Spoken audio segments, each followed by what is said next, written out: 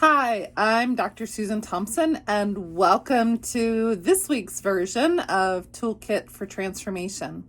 I want to talk about something that a lot of people don't like talking about, and that's fear.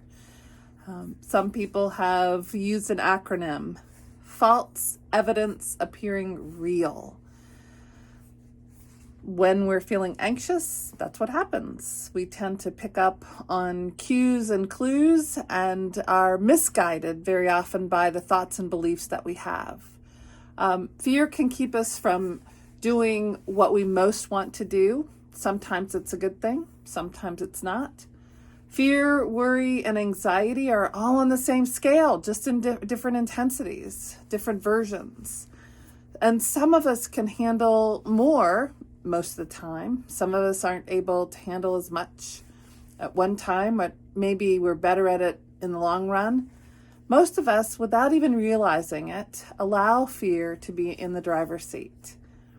And a few years ago, Elizabeth Gilbert, author of Eat, Pray, Love, as well as Big Magic, Creative Living Beyond Fear, declared in front of over 10,000 people on an Oprah show, your fear is the most boring thing about you.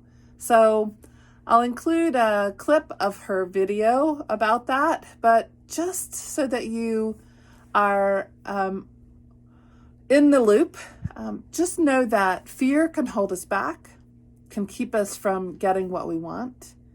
It can serve as a distraction or shield us from what we don't want to see.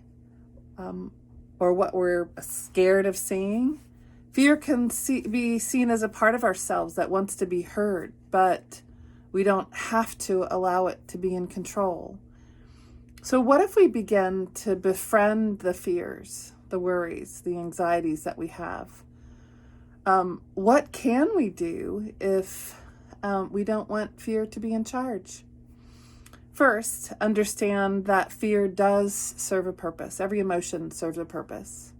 It can prompt us to stop and reflect if we allow it, just as we'd allow a friend to tap us on the shoulder when we're getting ready to do something really crazy, stupid, or dangerous.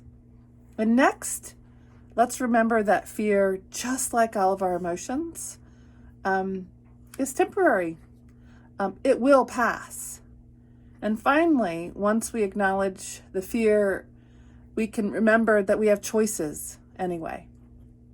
We can choose excitement, curiosity, creativity, connection, and just about any other thing we want.